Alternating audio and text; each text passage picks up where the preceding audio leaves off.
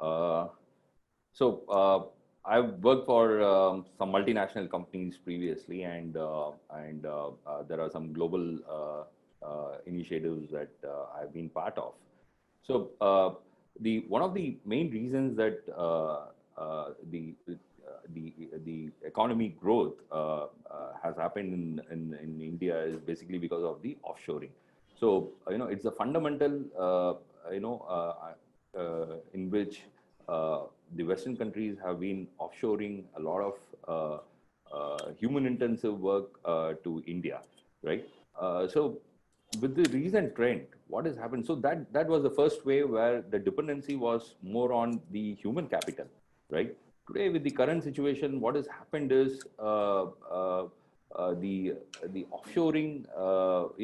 So I actually personally call it as digital offshoring, right? A lot of work have been offshored digitally. So within our organization, we call it as either a human offshoring or a digital offshoring, right? So it used to be the first wave was it was cost driven, right? And people were effectively using the cost arbitrage at that point in time when everything was human dependent, and India was riding that wave, the country was riding that wave, and people were recruited effectively, and a lot of human things were happening, right? But today the driver is not cost, but it is lives, right? So considering that, in a lot of ways, the second wave, the first wave, the situation has fundamentally shaken the fundamentals of our economic growth. So the second wave actually, without to get back the economy and the organization, people in line, and look at growth in the future, the transformation has really helped us. The digital transformation has become utmost important, right? And customers have started looking at they've stopped expecting a human to do a work, stopped expecting a human to do work, and instead they are looking at a faceless robo or a machine to do the work. So that's, in my opinion, is the transformation that this last 1 year or so is what, it's been seen very effectively in the last 4 to 5 months.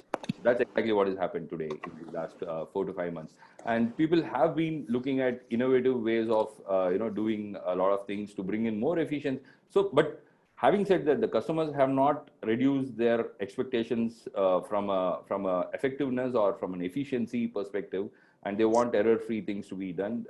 They have not reduced. They have not reduced anything from an expectation perspective. So to maintain that effectiveness and efficiency, the digitalization and process automation have really helped customer us gaining the confidence from the customer, and the customer actually realizing the situation, and they've also realized that yes, the efficiency can be brought using a robo or a machine without faceless manner. So that's exactly what we are seeing in the market today, Deepak. See, to me, the major outsourcing to India in Indian business, the major automation is required in two areas. One is a BPO, one is a KPO. The rest is still be managed, but if you look at the volume of where digitalization can play a major role is in terms of BPO and KPO, right? So what these BPOs and KPOs are doing is that they have been seeing how they can reduce the human dependency and move to more agile and efficient method of getting their processes done.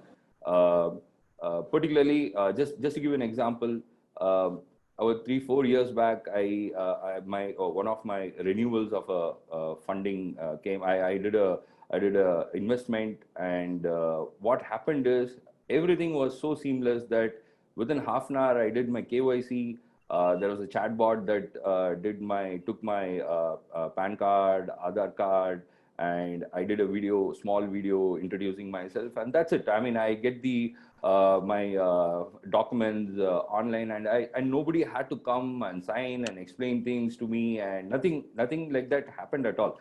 I mean, it was such an innovative way that I started looking at that kind of digitalization to customers. We started going behind those organizations who are looking at extremely human intensive work to making it digital. That's where the volume also grew. That's where there was human dependency which got reduced, and we could prove that yes, using a faceless robo and machine, you can achieve whatever you wanted to achieve. So that brings in more efficiency as well.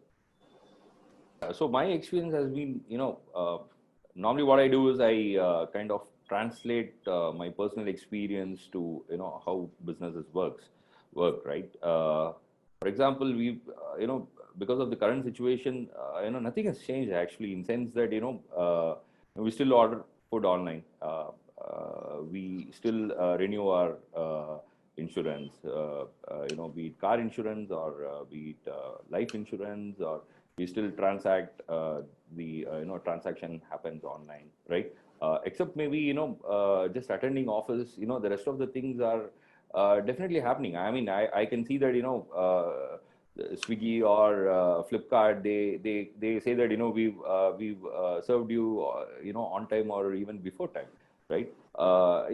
What has changed is my expectation as a customer has never changed. My expectation is still that things happen on time.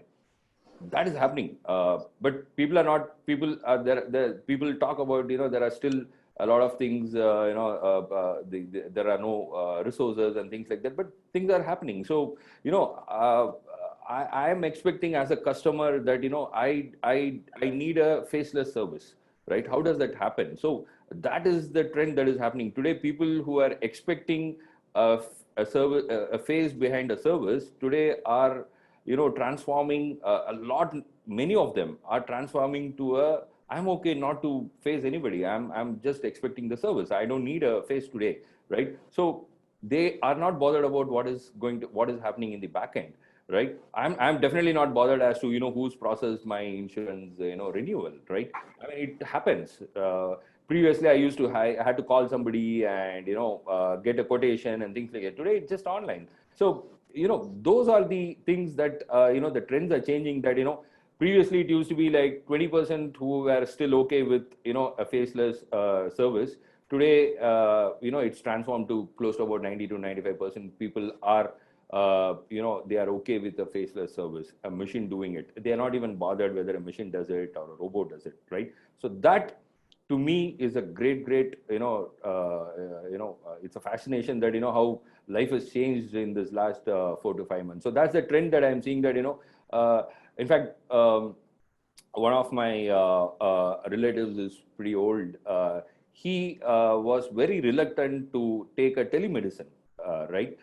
He always believed in going to a doctor, looking at him face to face. Today, he's okay, having a telemedicine, going on a mobile and giving the doctor whatever and his records are all there. And once that happens, what are the process that happens behind. So everything is automated. So they are feeling it very easy today that the help is very close, as close as in their mobile phones, right? So that is a big trend that I am seeing, and automation has really helped in achieving this kind of a situation, or even handling this kind of a situation. See, uh, very interesting question. In fact, a couple of days back, I received an email from a company in Armenia, right? We have done some work in a very niche area called IoT and blockchain coupled together, and there's a lot of automation that we have done in terms of building a composite technology. So there's a company who built composites which are typically used in aerospace and things like that. So they are one of the suppliers of composites to the aerospace and ISRO and things like that. So what has happened is this company approached us and said that hey, we were browsing through this, and we would really want to look at a presentation and have a discussion in terms of how you can serve me. So we started discussing, and things are moving in the right direction. What it means that the channel partners have started going global today, right? People are not expecting to travel, so there is no geographical limitations that that is happening today. And even as we speak, in the last 4 or 5 months, the amount of business that we have done with UiPath, we have been able to pick those deals, remotely, deploy them remotely, explain to the customer the processes remotely, automate everything remotely, right? So it has really, really helped us, manage our time properly and reach out to a larger section of customers who need this, right? So, in a day, if I can go on 2 calls, if my sales guy can go on 2 calls, they are able to handle 10 customers today, right? And, the expansion has happened so much, not only within India, but even outside India, right? And even the deployment, customers are okay that, okay, I understand the situation. Can we do it remotely? Of course. Why you can't? Could this have been happened previously? No, because our mindset was that, okay, somebody needs to come, right? I can pick up a 1.5 crore deal, over a mail. So today, so that's something is happening to the channel. So I am looking at it very, very positively that, how I can expand, right? How many customers can I, reach out to digitally, over Zoom calls and over calls, and, and that's something that is happening to the channel. So my revenue is still not dipped, definitely, right? But this is something that we did that, okay, we meet 5 customers online every day, right? And we get back, and customers are ready today. So we deploy this remotely, right? So this has given us a lot of opportunity, not only within India, but outside India also, right? Not only even within India, to other regions. So this has really, really helped us in spreading our wings, and I'm definitely looking at it positively. It's a massive change, and am I happy? Not with the situation, but definitely with what channel is happening, what is happening to the channels, definitely yes. April, May was a little bit slow.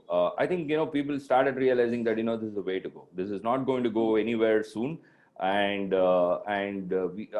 they've started realizing that from June I started seeing definitely definitive growth in our numbers, and our first quarter was really difficult. We were also scattered here and there, trying to understand what is happening to our lives and, to the organization and things like that.